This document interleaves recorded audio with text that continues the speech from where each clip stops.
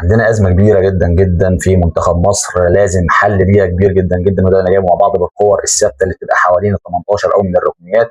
وده اللي احنا شفناه طبعا في المباراة اللي فاتت مصر والكويت. اخطر كورتين اتنين اتعملوا عليه كمنتخب مصر، وكان فيهم تهديد كبير جدا جدا. كره في الشوط الاولاني من ركله ثابته، وده اللي انا جايبها معانا بالحالات. كره اتعملت عرضيه بمنتهى الاتقان، ومفيش هنا بقى طبعا عندنا مشكله كبيره جدا في الرقابه وفي التمركزات في الكور الثابته. عامه الكره كانت هتسفر عن هدف، الكره في قلب السكس يارده، اللاعب لولا طبعا ما احسنش استغلالها وحطها فوق في المدرجات. كذلك الامر برضو الكره الركنيه اللي جه منها الهدف. الكره برضو هنا في عدم رقابه وعدم تمركز بشكل جيد كبير جدا جدا. وهنا هنلاقي هنا اللعيب اقرب واحد لاسلام عيسى، طبعا ده اقصر لاعب في الملعب.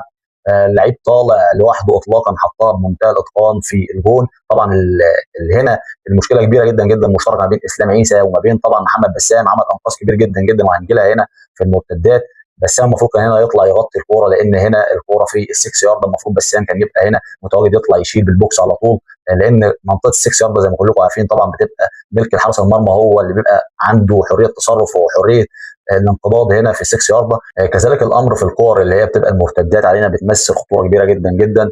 الكره اتعملت هنا مرتده بمنتهى الاتقان بمنتهى البراعه، اللاعب خدها وراح من وسط الملعب حطها لزميله كما ينبغي ان يكون، لكن هنا اللعيب هنا لم يحسن التصرف فيها.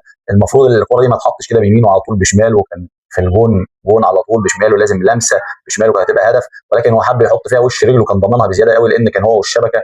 فده اللي خلى محمد بسام بالطريقه اللي عمله محمد بسام، ولكن هنا الفرصه ضاعت بسبب ان اللاعب طبعا هنا كان ضامنها بشكل كبير جدا جدا، فبدل ما يحطها بشماله حطها بيمينه، فراحت في ايد محمد بسام.